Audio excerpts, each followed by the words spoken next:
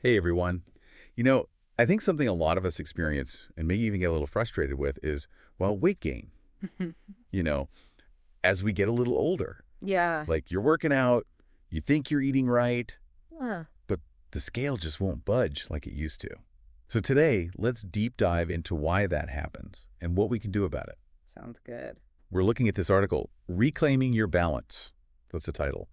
It's about, how to tackle hormonal weight gain and embrace like lasting wellness. Okay. And this one I think is especially interesting if you're in your 30s, your 40s, beyond, because we're going to focus on how those hormonal shifts like during perimenopause and menopause can impact our weight. Right. Yeah.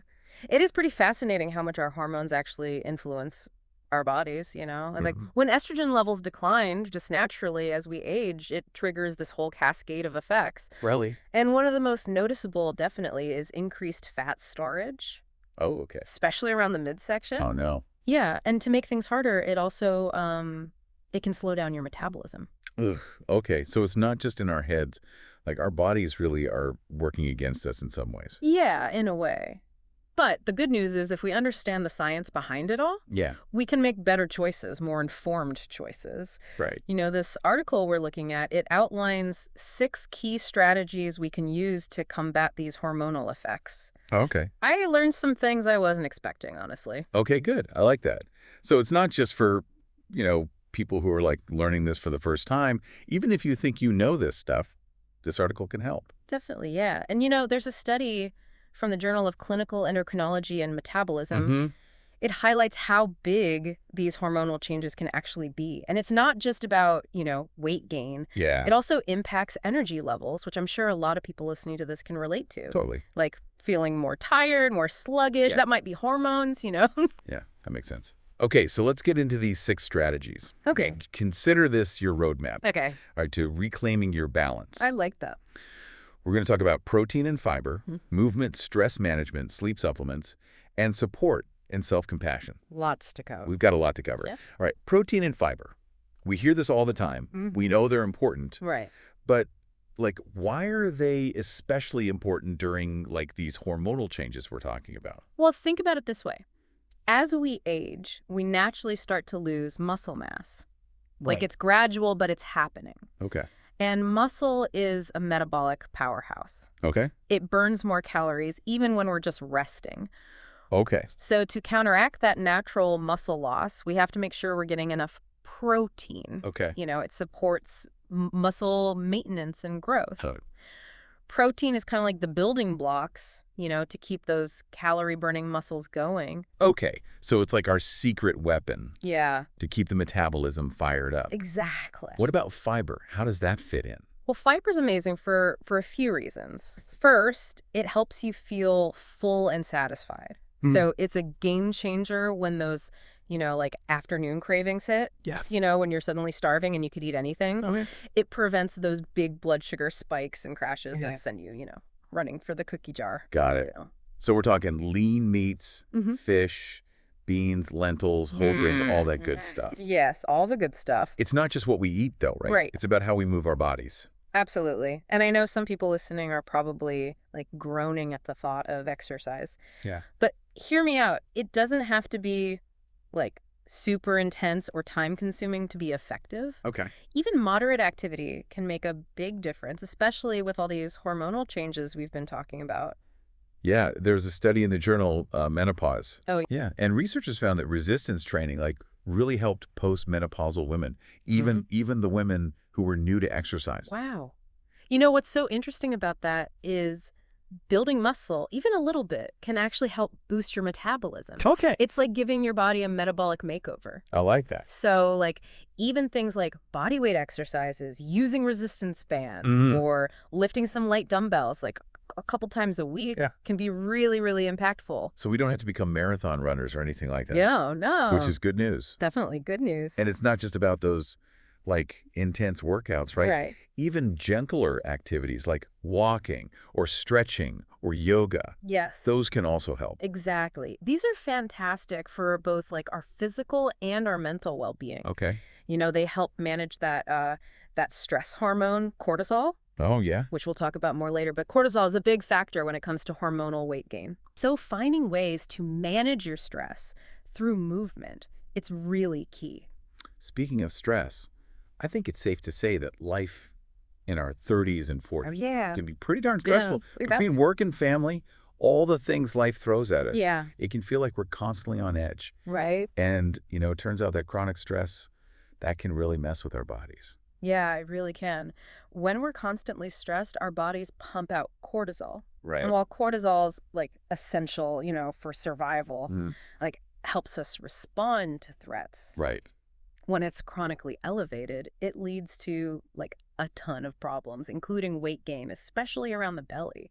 So it's not just the late night snacking. Yeah. It's like the stress is literally making our bodies hold on to fat. Yeah, basically. Okay, so managing stress is super important Really important. for our mental health, but also for our physical health. Mm, And the good news is that there are simple techniques we can use totally. to combat this. Mindfulness, meditation, or even taking like 10 minutes a day to do something you enjoy. Okay. Yeah. All those things can help lower cortisol levels. Right. And they help you feel calmer, more centered. Yeah. It's a win-win for the mind and body.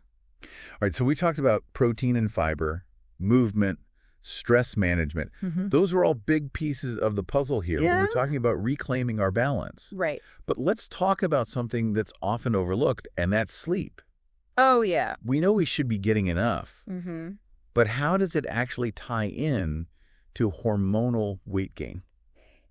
This is actually something that I find really fascinating. There's Yeah. just so much research coming out about the power of sleep, Hmm. and it goes way beyond just feeling rested. Yeah. It plays a major role in regulating our hormones, including those hunger hormones we were talking about earlier. Right.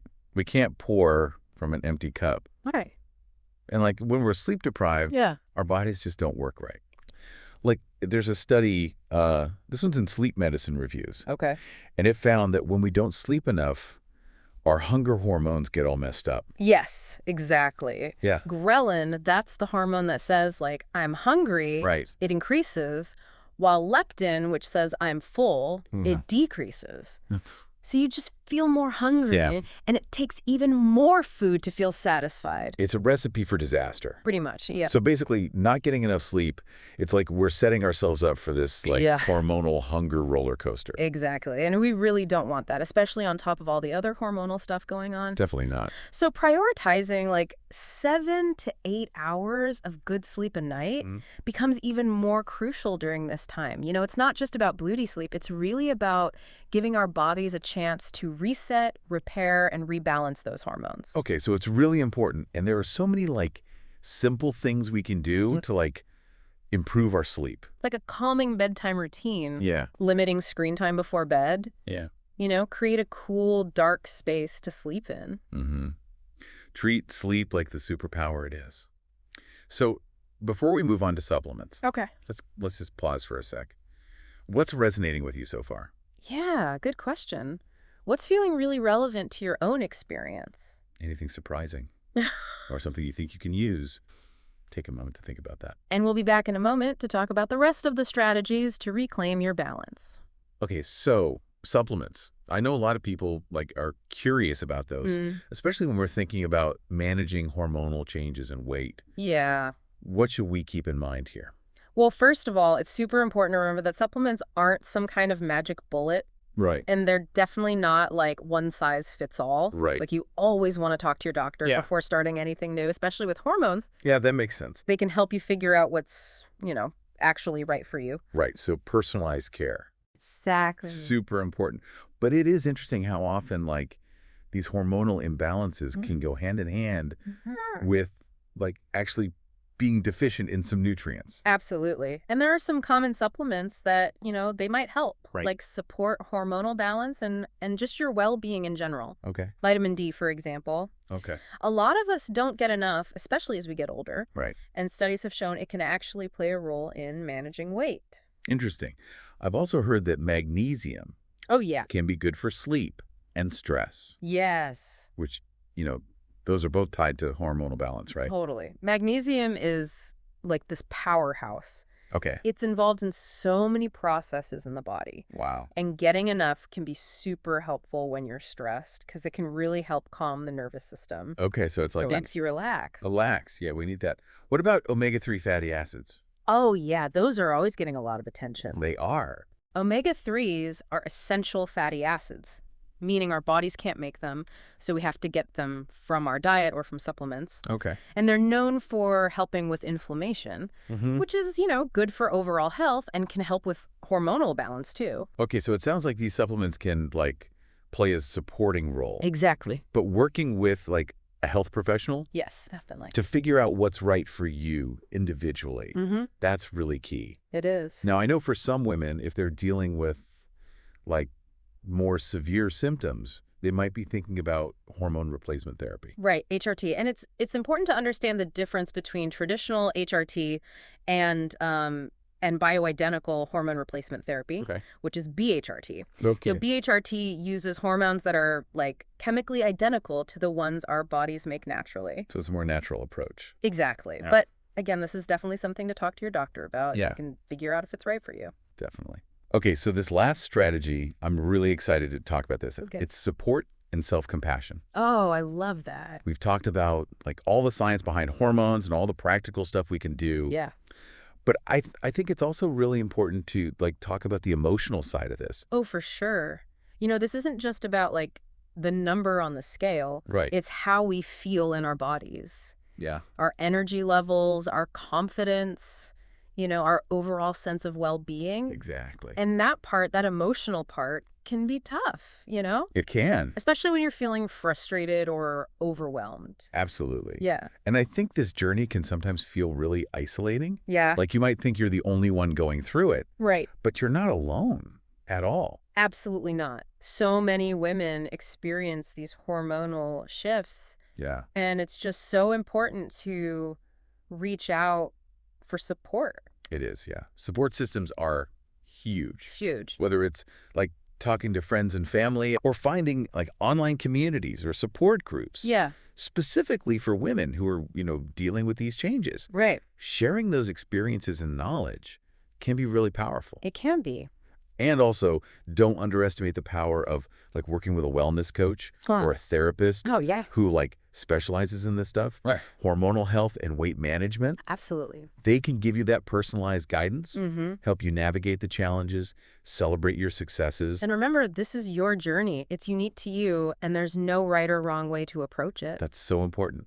Be kind to yourself. Yes. Celebrate your efforts. Focus on, progress, not perfection. Exactly. And just remember, like, every little step you take toward reclaiming your balance, that's a win. Absolutely.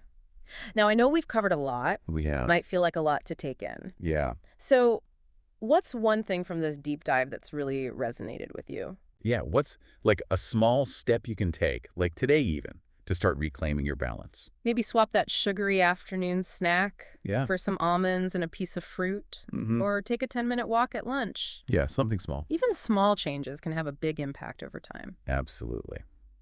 And we'll be back in a moment to wrap things up and leave you with some final thoughts. All right, welcome back. Mm-hmm. Hopefully taking a minute to, like, think about what really stuck with you from this deep dive Mm-hmm. has been helpful. Yeah, sometimes just, focusing on one small thing, you can create a new habit, and that can make a big difference. Absolutely. It's not about being perfect. It's about finding those changes you can actually stick with. Exactly. So let's recap. Like, what are the key takeaways here, about reclaiming your balance? Well, we talked about how, when estrogen levels go down during perimenopause and menopause, Right. that can lead to more fat storage, slower metabolism. It can even mess with your energy levels. Yeah. But we also learned about some, like, really great strategies to, like, fight back against those changes. Like, making sure we're getting enough protein and fiber. Yeah, to keep us feeling full. Yeah, and energized. Yeah. Making movement a regular thing, even if it's just, like, a quick walk each day. Mm-hmm. And, of course, managing stress, through mindfulness or just taking some time for ourselves. Absolutely. And remember, sleep is so important. It is. Getting 7 or 8 hours a night can make a huge difference. It affects our hormones, how hungry we feel, just everything. Sleep is not a luxury. It's essential. It really is. And if you're, feeling lost or overwhelmed, remember to reach out for support. Yeah, good point. There are so many resources out there, like, talk to your doctor, find a support group, or even just, a friend who gets it. Yeah, someone who understands. Yep. Yeah. So as we wrap up this deep dive, I want to leave you with this. Thinking about everything we've learned about how hormones and sleep and stress and nutrition, they're all connected. Yeah, they all play a role. What's one tiny change you can make today Mm-hmm. to start taking back your balance? Maybe it's swapping that sugary snack for, like, a handful of almonds and a piece of fruit. Yeah. Or maybe taking a quick walk at lunch. Even those small things can add up. They really can. You got this. We're cheering you on. Absolutely. So, until next time, stay curious, keep learning, and keep diving deep.